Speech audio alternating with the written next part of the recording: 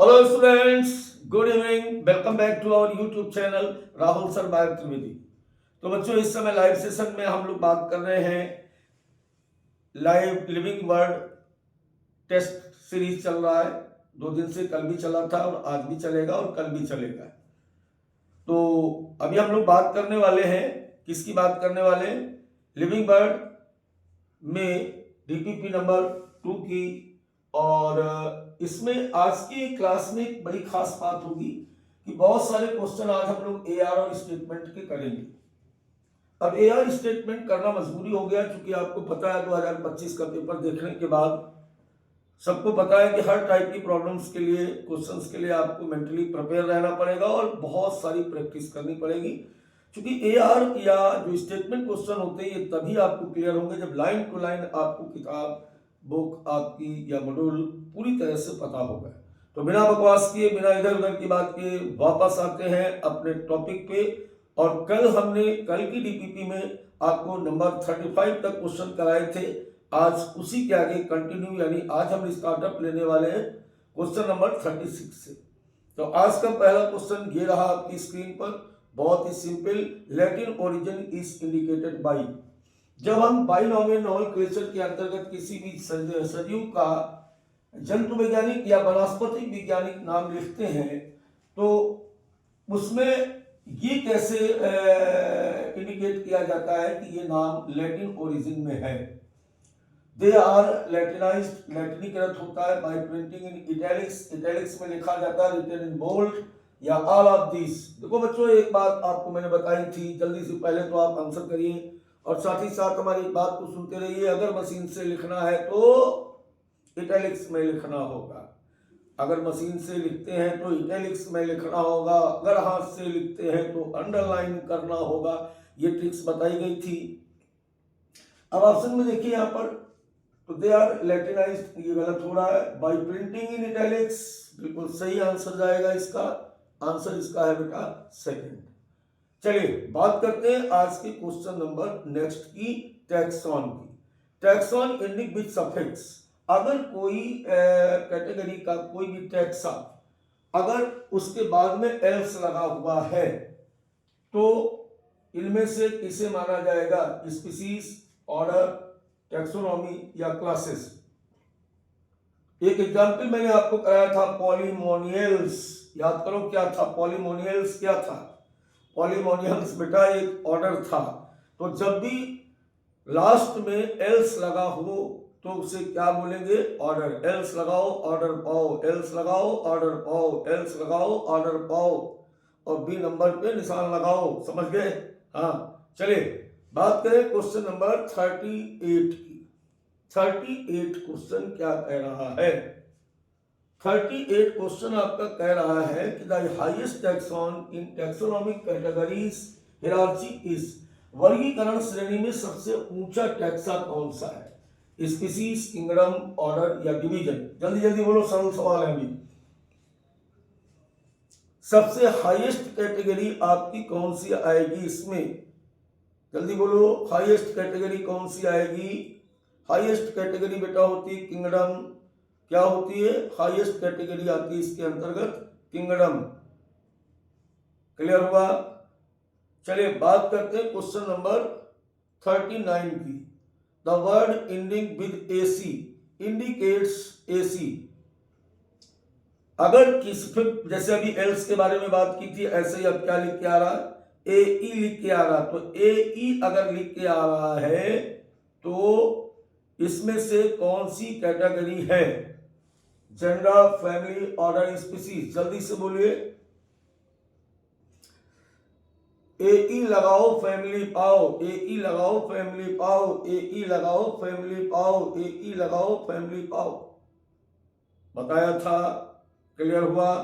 चलिए बात करेंगे अब आप सोच रहे होंगे ना कि सर आप तो कह रहे थे कि एआर कराएंगे, स्टेटमेंट कराएंगे। अरे रुको यार, अभी रुक जाओ, अभी बहुत सारे कराएंगे, चिंता मत करो, मजा आ जाएगा तुमको। थोड़ा सा इस्टेब्लिश होने दो बच्चों को भी, और एक बार बच्चों की गेंद बल्ले पर आने दो। अभी बड़े बड़े अच्छी अच्छी गेंदें फेंकी जाएंगी, चिंता मत करो, मजा आ जाएगा तुमको आज। चलिए, तो अब यहाँ पर इन मैंगीफेरा इंडिका ये जो लास्ट में एल लिखा हुआ है स्टैंड फॉर। मैंगीफेरा इंडिका में एल का अर्थ है indica, Mangifera, Linnaeus, none of this. जल्दी बताओ। जब भी हम बाइनोमियल नोमेनक्लेचर के अंतर्गत, ये रूल्स है, बाइनोमियल नोमेनक्लेचर का एक नियम है कि जब भी हम बाइनोमियल नोमेनक्लेचर लिखते हैं तो अगर ऑथर का नाम, जिसने भी इस वैज्ञानिक को नाम दिया है, उसको छोटा करके पीछे लिखा जाता है, लेकिन फिर भी इसे हम बाइनोमियल नोमेनक्लेचर ही कहते हैं। तो यहाँ पर मैंगीफेरा इंडिका नाम देने वाले वैज्ञानिक का नाम है कैरोलस लिनियस। किसने दिया इसको? इसको दिया था कैरोलस लिनियस। चलिए अब हम लोग बात करेंगे 41 क्वेश्चन की। इससे सरल सवाल दुनिया में आज तक पैदा नहीं हुआ है। Which one is the correct for the scientific name for man? मनुष्य के लिए इनमें से सही वैज्ञानिक नाम कौन सा है? Homo sapiens, Homo sapiens, Homo sapiens, Homo sapiens. पहचानिए पहचानिए भाई, इसमें 41 नंबर क्वेश्चन में क्या सही है? सभी में 41 सभी में होमोसेपियंस लिखा हुआ है। देखो अब कौन सा सही है, ये नहीं लग रहा, क्योंकि इसमें दोनों स्मॉल लेटर से स्टार्ट किया गया। मैंने क्या कहा था? जीनस शुरू कैपिटल से, स्मॉल स्पीशीज शुरू स्मॉल से, तो यहाँ पर दोनों कैपिटल है, इसलिए बेटा गलत है।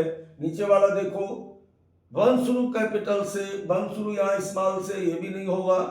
अब अगर इसकी बात करें, वन शुरू कैपिटल से लग रहा, जाति शुरू जात शुरू स्मॉल से, तो यहाँ पर क्या है? वंश को हमेशा कैपिटल लेटर और स्पीशीज को हमेशा स्मॉल लेटर से लिखते हैं, तभी सही माना जाएगा। तो सही आंसर आने वाला है इसका क्या? बी। क्लियर हो गया? चलिए बात करेंगे क्वेश्चन नंबर 42 की। The arrangement of taxa is called. Taxa की व्यवस्था को क्या कहते हैं? कि हिरार्ची, नेचुरल क्लासिफिकेशन या टैक्सोनॉमी? जल्दी बोलो, बिल्कुल सही सरल सवाल। किसी भी जंतु वैज्ञानिक नाम को रखने के लिए जिन कैटेगरीज का हम यूज करते हैं, उन कैटेगरीज को और क्या कहा जाता है? क्या बोलते हैं इसको बेटा? इसको बोलते हैं हिरार्ची। क्या बोलते हैं इसको? श्रृंखला या हिरार्ची। बात करते हैं क्वेश्चन नंबर 43 की। क्वेश्चन नंबर 43 की अगर बात करें तो उपापचय को देखने की पूर्व शर्त है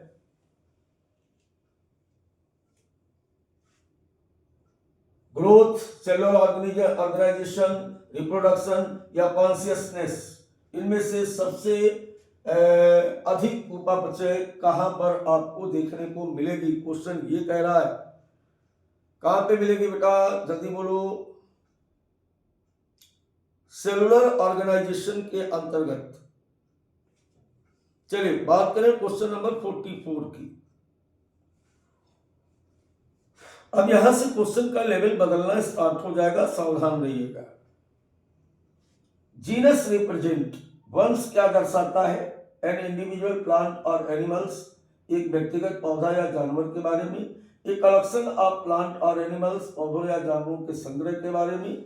group of closely related species of plant और animals, group of closely related species of plant और एनिमल्स। आंसर दीजिए, इनमें से कोई नहीं, जल्दी से आंसर करें। सरल सवाल। मैंने आपको बताया था कई संबंधित जातियां मिलकर के एक वंश का निर्माण करती हैं। कई समान जातियां मिलकर के एक वंश का निर्माण करती हैं, या एक वंश के अंतर्गत कैसी संबंधित प्रजातियां आती हैं। तो संबंधित प्रजातियों के समूह को हम क्या कहते हैं? बोलो भाई, क्या बोलेंगे? तो इसको हम बोलते हैं वंश। अगला क्वेश्चन हमारा आ गया, जिसका आपको इंतजार था काफी देर से। स्टेटमेंट ए एंड बी, दो स्टेटमेंट यहां पर दिए गए हैं बेटा, और पहले भी आपको पता ही है कैसे खेलते हैं इसको आराम से। Statement A and B, assertion reject type question है ये। In binomial nomenclature the specific epithet tell us about the more common feature. द्विनामकरण पद्धति में जाति नाम सामान्य विशेषता बताता है। Statement B, in binomial nomenclature the generic name tell us about the more characteristic feature. द्विनामकरण में जीनस नाम विशिष्ट लक्षणों को बताता है। अब ये दोनों स्टेटमेंट करेक्ट हैं। Statement A is correct, B is incorrect. Statement A is incorrect but B is correct. Both A and B are correct, both A and B. जल्दी से बताइए, चलिए सोच के बताइए। अब ऐसे क्वेश्चन जरूर आपको खेलना है।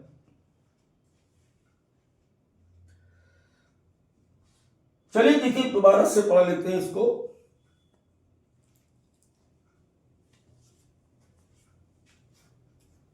In binomial nomenclature, the species epithet tell us about the more common character.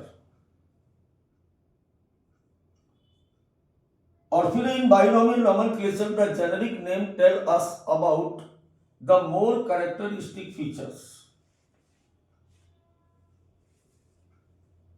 जल्दी से बोलो। In binomial nomenclature, the species specific epithet tell us about the more common feature. अब देखो बेटा, इसका जो सही स्टेटमेंट है वो बी है। इन सवालों में देर लगती है, परेशान नहीं होना है, बात को समझना है। देखो पहला वाला जो है बेटा इसका इनकरेक्ट है। क्यों इनकरेक्ट है? क्योंकि ये कह रहा binomial nomenclature the species epithet tell us about the more common character. और बात ये गलत क्या है इसमें? कोई भी स्पीशीज में केवल अपने पर्टिकुलर कैरेक्टर होते हैं, इंडिविजुअल स्पीशीज के कैरेक्टर होते हैं, वहां कॉमन कैरेक्टर की बात ही नहीं हो रही। एक स्पीशीज के सभी मेंबर के कॉमन कैरेक्टर होते हैं, ये सही बात है। लेकिन अगर जनरा की बात करो तो जनरा में कॉमन कैरेक्टर होते हैं, क्योंकि जनरा स्वयं कई सारी स्पीशीज से मिलकर के बना होता है।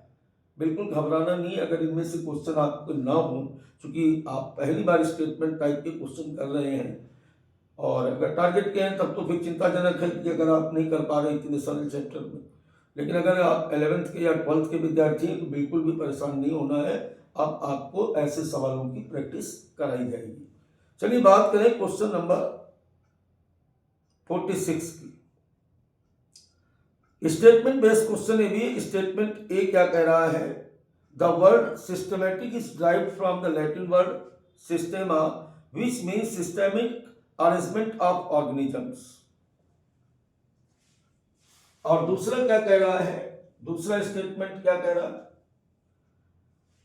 Linnaeus use Systema Naturae as the title of his publication. Linnaeus ने किताब लिखी और उस किताब का नाम था सिस्टेमा नेचुरी। एक बार मैं हट जाता हूं स्क्रीन से, आप इसको आसानी से देख लीजिए। सही करना भाई, हिंदी भी देख लीजिए। चलो हिंदी आ गया इसका। सिस्टेमिक शब्द लैटिन शब्द सिस्टेमा से बना, जिसका अर्थ जीवों की व्यवस्था है, व्यवस्थित व्यवस्था है। लिनियस ने अपनी पुस्तक का नाम सिस्टेमा नेचुरी रखा। अब आपको ये बताना है कि दोनों सही है, दोनों गलत है। ए सही है लेकिन बी गलत है, कथन ए गलत है लेकिन कथन बी सही है। जल्दी से बताइए, दोनों का मतलब एक ही। हिंदी में पढ़िए या अंग्रेजी में पढ़िए, बात एक ही है। अकॉर्डिंग टू क्वेश्चन अगर देखा जाए तो both statement are correct. NCERT की लाइनें लिखी हुई हैं, कोई अलग से कोई बात नहीं लिखी हुई है। देखो पहली लाइन हमें क्या समझा रही है? The word systematics is derived from the Latin word systema. बिल्कुल लाइन आपके हर मॉड्यूल में, हर किताब में लिखी हुई है।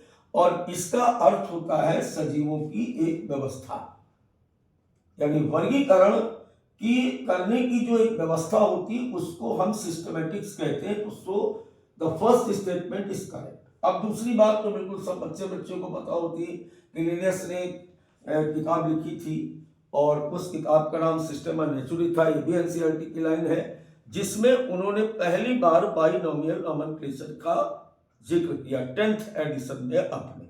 ठीक है, तो अब बात करेंगे हम लोग क्वेश्चन नंबर 47 की। 47 नंबर क्वेश्चन। आज सारे के सारे क्वेश्चन बाहुबली होने वाले। हमने पहले ही कहा था कि 2 4 5 सवाल शुरू किए, उनमें मजा लूट लीजिए। आज बेटा दिमाग लगाना पड़ेगा और वास्तविक टेस्ट आपको देना पड़ेगा। Taxonomic hierarchy in the taxonomic categories which higher hierarchical arrangement in ascending order is correct in case of animals. जंतुओं वर्गीकरण की श्रेणियों में जंतुओं के लिए सही आरोही क्रम कौन सा है? जल्दी से बोलो। असेंडिंग और डिसेंडिंग आप अगर जानते नहीं हो, आरोही आरोही अवरोही अच्छे से जानते हैं, जल्दी से बोलिए इसका आंसर।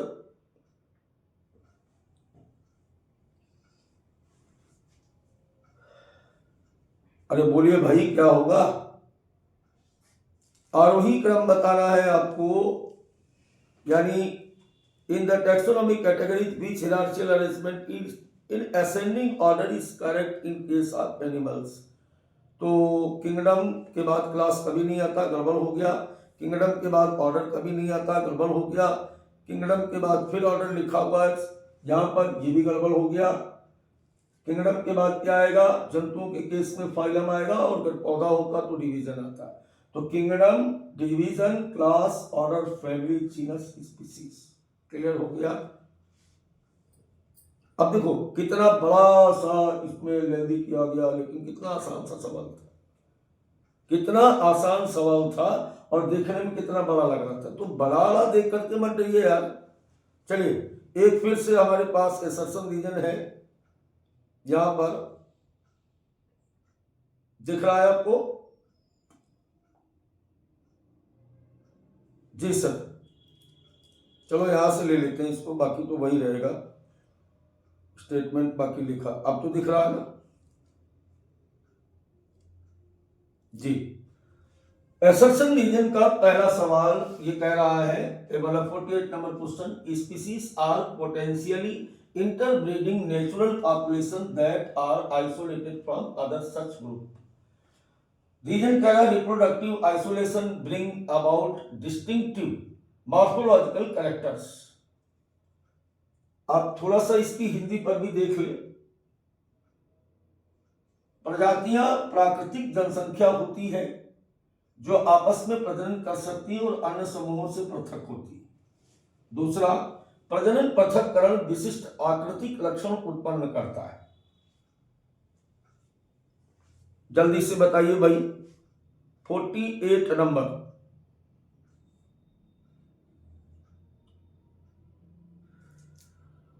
जल्दी से बताइए।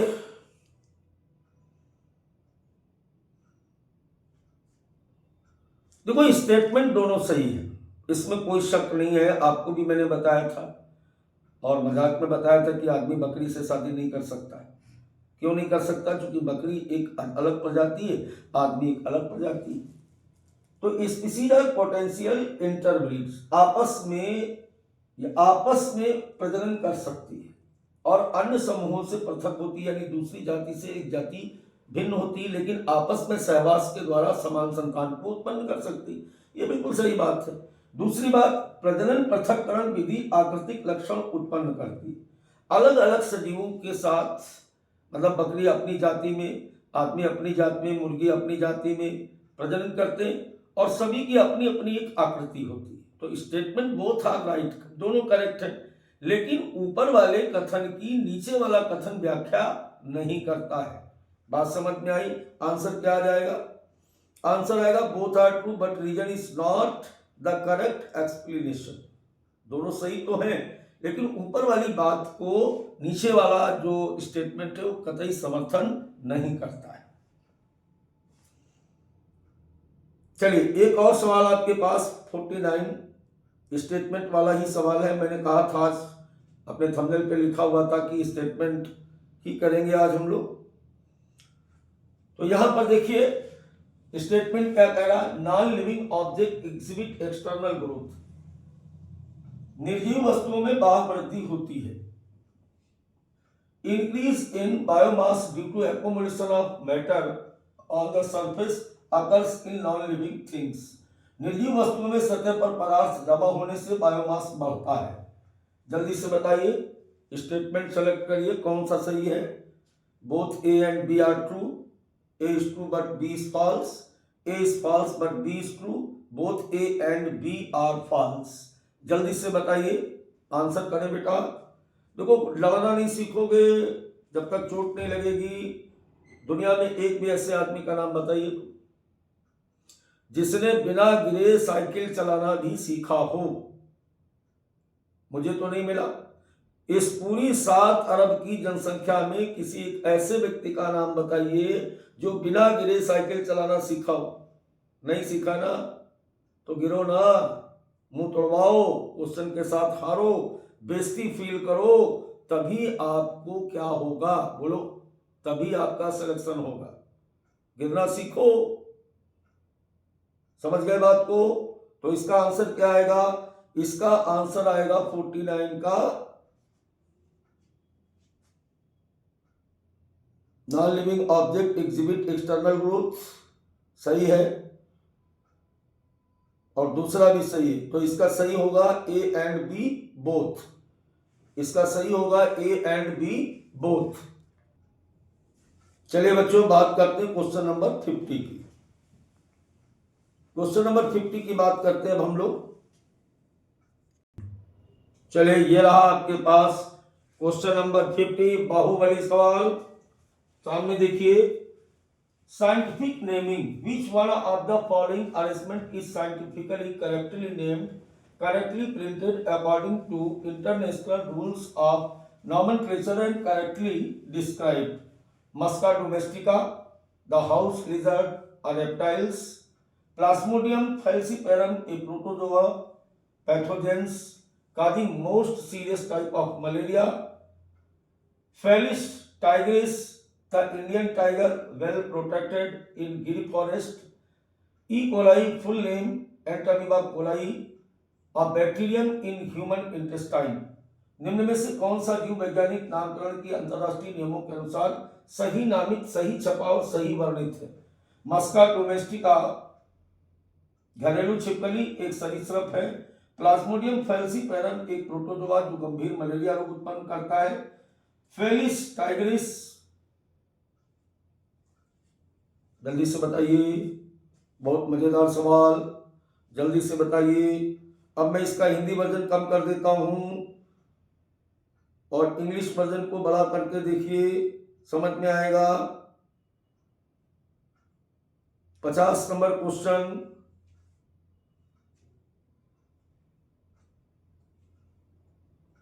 अब देखो, मस्का डोमेस्टिका, मस्का डोमेस्टिका किसका होता है? घरेलू मक्खी का नाम है, छिपकली का नाम नहीं है। आगे क्या लिखा? हाउस लिजर्ड और रेप्टाइल्स। मस्का डोमेस्टिका इस हाउस फ्लाई और वो आर्थ्रोपोड्स इंसेक्ट है।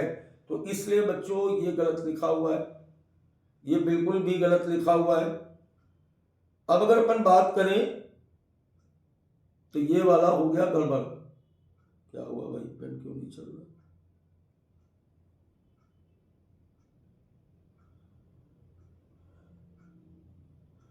दूसरा Plasmodium falciparum, Plasmodium vivax, Plasmodium malariae, Plasmodium falciparum, ये एक प्रोटोजोन्स पैरासाइट होता है, पैथोजेंस होता है, रोग उत्पन्न करने वाला।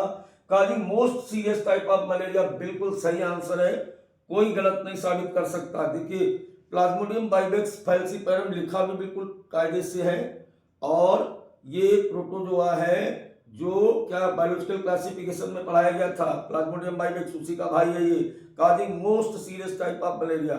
अब लिखा फेलिस टाइग्रिस, अरे फेलिस टाइग्रिस सही थोड़ी है, Panthera Tigris, Panthera leo, Panthera pardus तेंदुआ, पैंथेरा लियो शेर, पैंथेरा टाइग्रिस कौन? चीता। तो यहाँ पर क्या है? चीता नहीं पीता। यहाँ पर फेलिस किसका होता है? कैनाइडी फेलाइडी फैमिली पढ़ाई गई थी, तो ये वाला भी गड़बड़ है भाई बिल्कुल। E coli full name of Entamoeba coli, नहीं, वो इरिसिटिया कोलाई होता है, ई कोलाई बैक्टीरिया होता है। तो बाकी के सारे स्टेटमेंट गलत हैं। रिगार्डिंग टू साइंटिफिक नेमिंग कौन सा सही होगा? बी सही होगा। चलिए बात करें क्वेश्चन नंबर 51 की। 51 क्वेश्चन नंबर एक बार आप पढ़ लीजिए और फिर हम इसको छोटा बड़ा कर लेंगे। Biological nomenclature statement A, The generic name start with a small letter while the specific epithet start with a capital letter. पहले गलत है. In a biological name, both words are underlined separately when handwritten or printed in italics. जल्दी बताइए, बिल्कुल सही सवाल. Genre शुरू capital से, जाति शुरू स्मॉल से. अगर हाथ से लिखना है तो अंडरलाइन करना होगा. अगर हाथ से लिखते हैं तो अंडरलाइन करना होगा. यानी पहले वाला गलत है. क्या गलत है? कि जनरा कभी भी स्मॉल लेटर से नहीं लिखा जाता है. किससे लिखते हैं? कैपिटल से. और स्पीसीज एपिथेट को कभी भी हम कैपिटल लेटर से नहीं लिखते हैं. किससे लिखते हैं? स्मॉल से. ठीक. फिर क्या लिखा हुआ है कि in biological name both word are underline separately when handwritten और प्रिंटेड इन इटैलिक्स. बिल्कुल गलत हो गया मामला. हैंड राइटिंग में केवल अंडरलाइन करेंगे, प्रिंटिंग के बाद अंडरलाइन की जरूरत नहीं होती है. तो both are incorrect. Question number क्या था? 51. 51 का क्या हो जाएगा? In biological name both word are underline separately with in hand written और प्रिंटेड इन इटैलिक्स. बिल्कुल सही लिखा हुआ है. जैविक नाम लिखते समय दोनों शब्द अलग अलग रेखांकित या इटैलिक्स में लिखे जाते हैं. तो अब बेटा मामला गड़बड़ हो रहा है. इसमें ए इनकरेक्ट है, बी लेकिन सही लिखा हुआ. तो सही आंसर क्या आएगा इसका? ए इनकरेक्ट और बी इज करेक्ट. क्योंकि ऐसा किया है, या तो हाथ से लिखोगे तो अंडरलाइन करोगे, और अगर अंडरलाइन नहीं कर रहे हो तो फिर ये इटैलिक्स में आपको प्रिंट करना. अब बात करते हैं क्वेश्चन नंबर 52 की. Question number 52,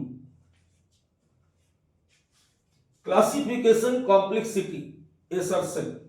Complexity of classification increase from kingdom to species. Reason: common character increase from kingdom to species. वर्गीकरण की जटिलता किंगडम से स्पीसीज तक बढ़ती है. कारण सामान्य लक्षण किंगडम से स्पीसीज तक बढ़ते हैं. जल्दी से बताइए क्या इसका आंसर होने वाला है 52 क्वेश्चन का. देखो दोनों बातें सही है और ऊपर वाली बात का नीचे वाला बिल्कुल समर्थन करता है. क्या समर्थन का? Both true and reason, both are true and reason explain assertion. बिल्कुल सही कह रहा है कि complexity of classification increase from kingdom to species. जटिलता किंगडम से स्पीसीज तक बढ़ती है. मतलब लक्षण जैसे जैसे नीचे जाएंगे, सामान्य लक्षण किंगडम से स्पीसीज तक बढ़ते. ये सही लग रहा है या आपको गलत लग रहा है? जल्दी से बताइए. एक बार थोड़ा सा कंफ्यूजन इधर दिमाग में आ रहा है. कोई कंफ्यूजन नहीं, मैंने दोबारा से सोच लिया, बिल्कुल सही लिखा हुआ. चलिए बात करते हैं क्वेश्चन नंबर 53 की. ग्रोथ स्टेटमेंट है increase in mass and number of individuals are twin characteristics of growth. अच्छा, द्रव्यमान और संख्या में वृद्धि की दो विशेषताएं हैं. बी कथन करा अधिक निम्न जंतुओं और पौधों में वृद्धि और प्रजनन अलग अलग प्रक्रियाएं हैं. एनसीईआरटी की लाइन है यार, जल्दी से बताओ. दोनों लाइनें एनसीईआरटी की लिखी हुई हैं.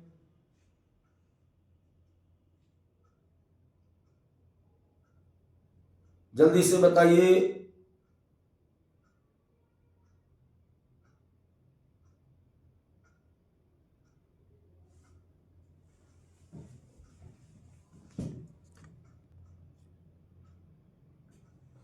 अब बेटा इसका जो आंसर है वो पहला तो सही है, लेकिन नीचे वाला गड़बड़ इसलिए लग रहा है क्योंकि निम्न जंतुओं और पौधों में, जबकि पौधों में वृद्धि और प्रजनन अलग अलग प्रक्रियाएं हैं. निम्न जंतुओं में यानी जैसे मोनोसेलुलर्स होते हैं, उनमें ग्रोथ और रिप्रोडक्शन साथ साथ होने वाली प्रक्रियाएं हैं. देखो यहां पर दो बातें समझो. अगर हम निम्न जंतुओं को देखें तो प्रजनन और ग्रोथ अलग अलग प्रक्रियाएं नहीं है, यानी एक ही साथ मानी जाती. लेकिन पौधों की अगर बात करें, उच्च पौधों की, अगर ये निम्न पौधे भी मान के चल रहा है तो भी गलत है, क्योंकि अगर मान लेते हैं निम्न जंतु और पौधों दोनों निम्न है, दोनों अगर निम्न है तो एक साथ होने वाली प्रक्रियाएं होती, तो बी बेटा इसका गलत है, ए सही है। तो इसका आंसर आएगा A is correct and B is incorrect. चलिए क्वेश्चन नंबर बात करते हैं हम लोग 54 की। फिर से एक assertion reason A R biological names are generally in italics and written in Latin. जैविक नाम सामान्यतः इटैलिक्स में और लैटिन भाषा में लिखे जाते हैं। दूसरा स्टेटमेंट है दे आर लैटिनाइज्ड और derived from the Latin irrespective of their origin. इन नामों को उनके मूल की परवाह किए बिना लैटिनीकृत तरीके से लिखा जाता है या लैटिन से लिया जाता है। स्टेटमेंट बी कह रहा है और ए कह रहा है जैविक नाम सामान्यतः इटैलिक्स और में और लैटिन भाषा में लिखे जाते हैं। जल्दी से बोलिए।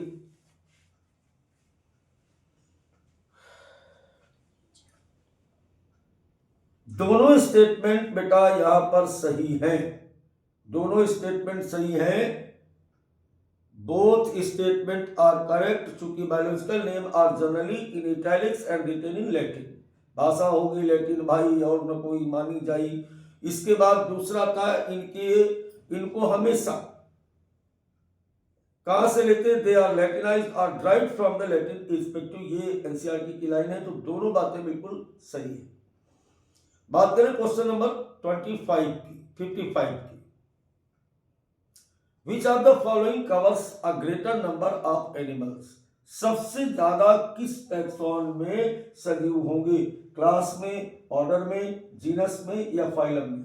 बिल्कुल इजी सवाल, जल्दी से बोलिए। जैसे जैसे हम टैक्सोनॉमिक हिरार्ची में नीचे से ऊपर की तरफ बढ़ेंगे, जैसे जैसे हम नीचे से ऊपर की तरफ बढ़ेंगे वैसे वैसे क्या हो जाएगा, सजीवों की संख्या बढ़ती जाएगी।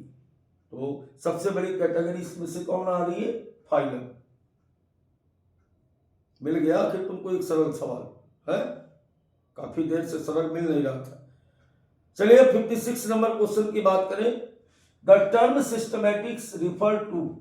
सिस्टमैटिक्स का अर्थ है अंग तंत्रों की पहचान एवं अध्ययन, पौधों एवं जंतुओं की पहचान एवं संरक्षण, जीवों की विविधता तथा उनके आपसी संबंध, जीवों के आवासों का अध्ययन एवं उनका वर्गीकरण। तो बताइए भाई, तो इजी सवाल है, तो जल्दी से बताइए। देखिए सिस्टमैटिक्स, अभी थोड़ी देर पहले क्वेश्चन ऐसे ही आया था कि सिस्टेमा शब्द कहाँ से उत्पन्न हुआ, इसका क्या मतलब होता है ना। तो वर्गीकरण से रिलेटेड है, इसकी विविधता से रिलेटेड है, ऐसा कोई ऑप्शन दिख रहा है आपको?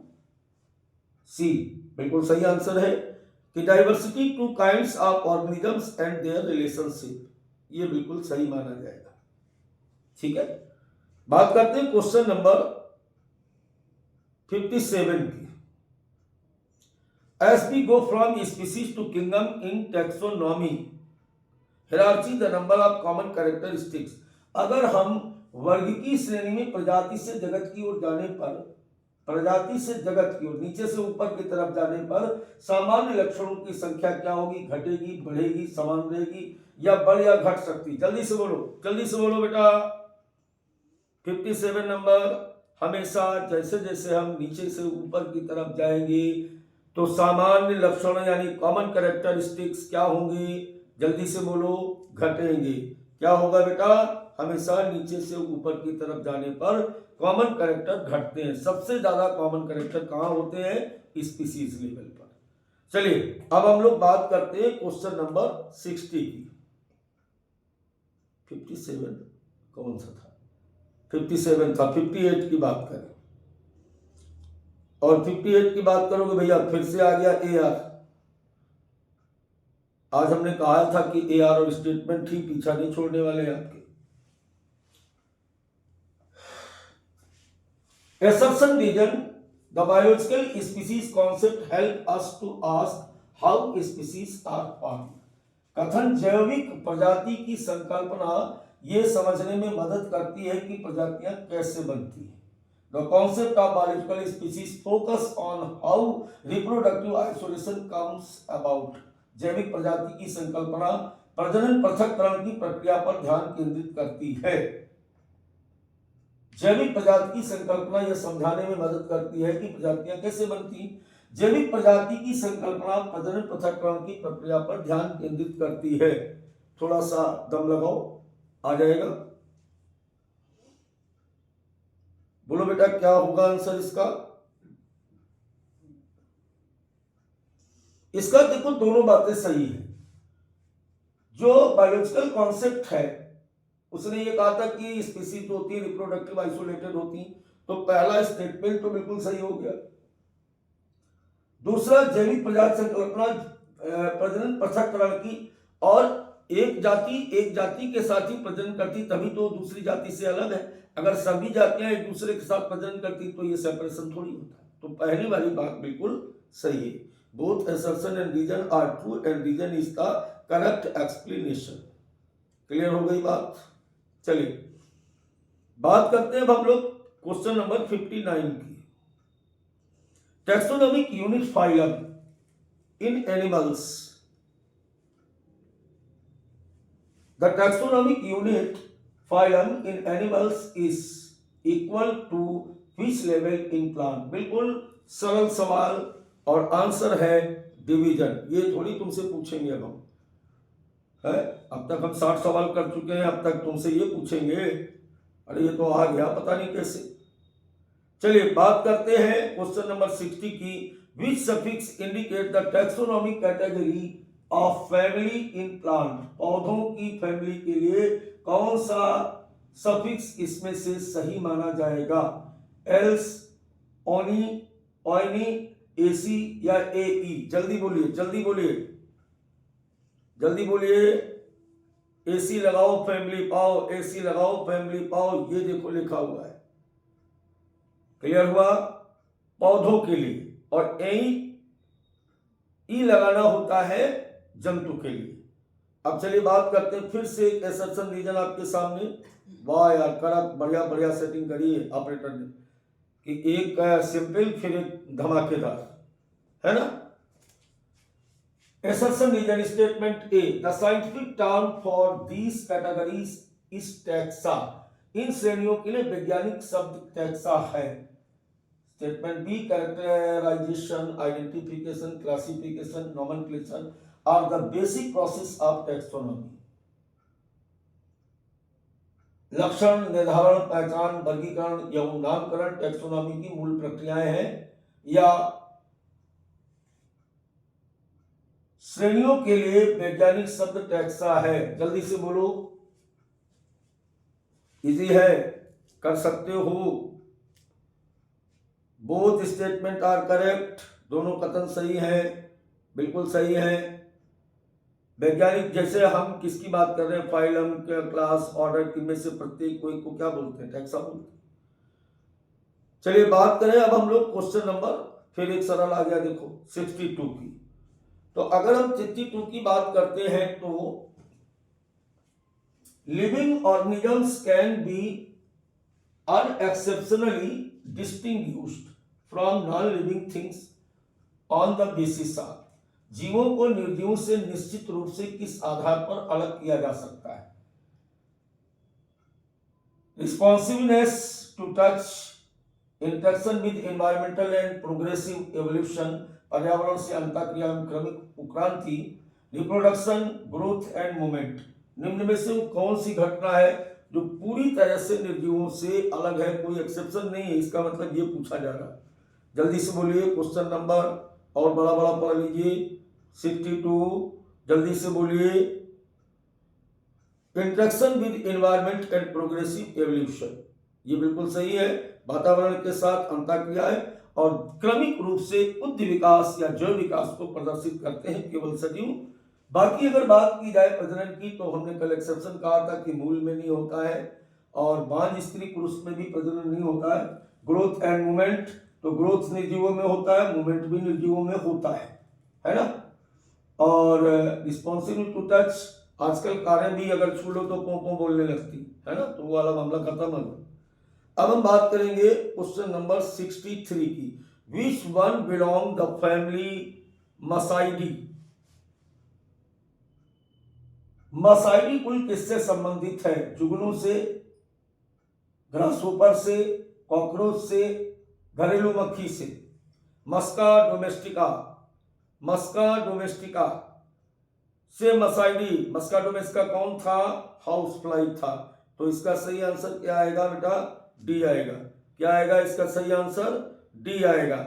यानी मस्का डोमेस्टिका मसाइडी कुल से संबंधित है। चलिए बात करते हैं 64 नंबर क्वेश्चन की। हायर टैक्सा शेयर उच्च टैक्सा में पाया जाता है। जल्दी से बोलो, सरल सवाल। हायर टैक्सा शेयर उच्च टैक्सा में पाया जाता है। लीस्ट कॉमन कैरेक्टर्स न्यूनतम समान लक्षण, मैक्सिमम कॉमन कैरेक्टर्स अधिकतम समान लक्षण, नो कॉमन कैरेक्टर्स कोई समान लक्षण नहीं, characters at a point is never considered, लक्षण को कभी आधार नहीं माना जाता है। जल्दी से बताइए बेटा, जल्दी से बताइए। सरल सवाल तो यार बताया करो, वैसे तुम्हें खुद ही बता देता हूं। जैसे जैसे हम नीचे से ऊपर की तरफ जाते हैं सामान्य लक्षण घटना स्टार्ट हो जाते हैं। तो लीस्ट कॉमन कैरेक्टर्स इस प्रकार से ऐसे। अब हम बात करेंगे क्वेश्चन नंबर 65 की। Identify the order from following, निम्नलिखित में ऑर्डर की पहचान कीजिए। इनमें से जो लिखा हुआ है वो कौन सा ऑर्डर है बेटा? पहले लिखा हुआ है कॉर्निवोरा। जितने भी मांसाहारी जंतु आते हैं, बिल्ली से चीता, ये सब के सब कॉर्निवोरा के अंतर्गत आते हैं। तो कॉर्निवोरा जो होता है वो क्या है बेटा? ऑर्डर। पैंथेरा क्या है? जीनस। मस्किडेमाइडी क्या है? फैमिली। ठीक, ये क्या है? Panthera leo. तो इसको ये क्या है? ये है जीनस। और इंसेक्टा क्या है? ये है क्लास, है ना। ऑर्डर कौन है? कॉर्निवोरा। चलिए बात करते हैं क्वेश्चन नंबर किसकी? क्वेश्चन नंबर बात करते हैं बेटा, हम बात करते हैं क्वेश्चन नंबर 66 की। 66 नंबर क्वेश्चन जो है वो living systems are close system, living system are close system, energy of living organism can not be gained और लॉस्ट फ्रॉम एनवायरमेंट। जीवित तंत्र बंद तंत्र होते हैं क्योंकि जीवों की ऊर्जा पर्यावरण से ना तो प्राप्त की जा सकती है और ना ही खोई जा सकती है। कुछ अटपटा लग रहा पढ़ने में ही। अब आप बताइए कौन सा सही?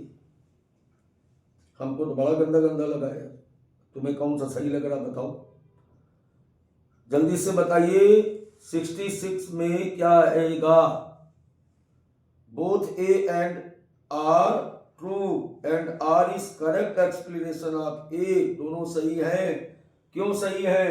क्योंकि ये हमेशा क्लोज सिस्टम होता है। डायरेक्ट रूप से हम ना तो पर्यावरण से ऊर्जा प्राप्त करते हैं और ना ही डायरेक्ट रूप से लॉस करते हैं। इसका मतलब तुम समझो, पहले हम एनर्जी प्राप्त करते हैं केमिकल मतलब रासायनिक पदार्थों से पाचन के द्वारा। शरीर के अंदर उसका ऑक्सीडेशन होता है, जितनी रिक्वायरमेंट होती है उतना एनर्जी हमें मिलती है। हम डायरेक्ट पौधों की तरह ऊर्जा गेन नहीं करते और ना ही हम डायरेक्ट एनर्जी को खर्च करते हैं। अपनी जैविक क्रियाओं को कंप्लीट कराने में अपनी ऊर्जा को खर्च करते हैं। तो दोनों बातें बेटा इसमें सही है। A and B both are correct. चलिए बात करते हैं क्वेश्चन नंबर 67 की। Select the correctly match pair of organism with their order. इनमें से सही ऑर्डर के साथ आपको क्या करना है? मैच कराना है। तो मस्का डोमेस्टिका, डिप्टेरा, होमोसेपियंस, पोएल्स, अरे यार प्राइमेट्स होता है इसका। मैंगिफेरा इंडिका, प्राइमेटा लिखा है, ये भी गलत लिखा हुआ है। और ट्रिटिकम एस्टिवम, इसका पोएल्स होता है और मैंगिफेरा का सेपेंडियल्स होता है। भैया ऊपर वाला सही है। मस्का डोमेस्टिका कौन? घरेलू मक्खी का ऑर्डर क्या होता है? डिप्टेरा के अंतर्गत आती है। बात समझ में आई? चलिए बात करते हैं क्वेश्चन नंबर 68 की। तो बिल्कुल सही सवाल, बिल्कुल सरल सवाल।